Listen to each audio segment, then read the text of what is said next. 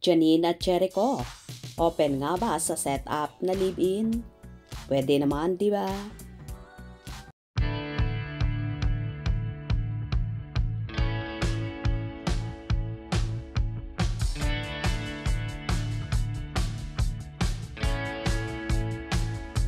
Mainit nga ang pinag-uusapan ng mga fanay ang setup ng relasyon ng magkasintahang sina Janine Gutierrez at Jericho Rosales. Kung mauuwi daw ba sa live-in ang dalawa. Lalo nga't may bago ng bahay si Janine kung saan kamakailan ay nakalipat na ang actress. Sinabi pa nga ng dalaga na mas malaki ito kumpara sa dati niyang tinitirhan. Kamakailan kasi ay spotted ang magsing irog na bumibili ng sopa na for sure para ito sa bahay ng dalaga. Tila unti-unti na ngang kinukumpleto ng actress ang mga gamit niya sa bahay at for sure malaking part din si Echo sa bahay na yon. After nga ng sopa, nagbigay naman ng mga conclusion ang kanilang fanay kung ano ang next nilang bibilhin. At may mga nakakalokang sagot nga ang ilang supporters na matrimonial bed at baby crib daw ang isusunod na bibilhin ng magjowa. Kung saan ang iba ay natawa sa komento ng fanay na ito at ang iba naman ay natuwa. Minamanifest naman ng ilang supporters na sana nga daw ay magkatotoo na ang lahat ng ito.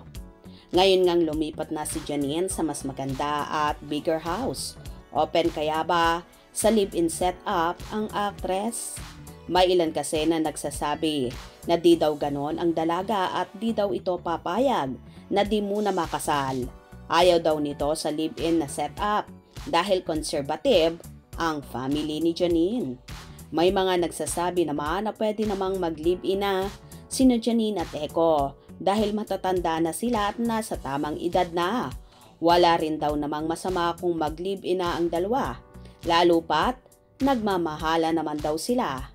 Kitang-kita nga kasi kay Janine na happy siya sa pagmamahal at pag-aalagang ibinibigay sa kanya ng aktor.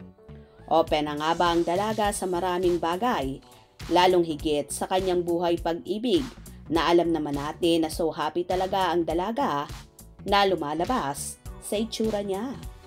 Halatang very comfortable si Nini kay Echo at super saya sa nobyo na maraming realization na ang naganap sa dalaga. Ngayon nga ay kakikitaan si Janine ng positive mind at positive energy. No kiber siya sa mga bashers at sasabihin ng iba. Ang importante sa kanya, masaya siya at so lucky sa mga taong minamahal niya at lalong higit sa pamilya niya na all the way ang ibinibigay na suporta sa kanya. Mapakarir or buhay pag-ibig man yan, andyan lang sila sa likod ng actress.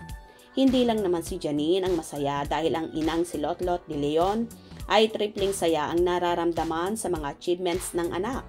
Lalo na kay Janine, na bongga ang karera at buhay pag-ibig. Umaasa naman si Balot na natagpuan na talaga ni Janine ang happiness sa piling ni Echo, kung saan botong-boto sila sa aktor. Umaasam-asam din si Balot na soon ay mabibigyan na rin siya ng apo ng panganay na anak.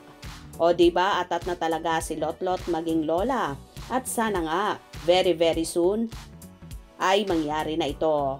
Kaya abang-abang tayo sa so exciting part ng pag-iibigan ng Ekonin na sobrang nakaka-inlove, nakakakilig. Kayo ba na-feel nyo rin yung na-feel ng dalawa? Kung nagustuhan nyo ang video na ito, comment down below.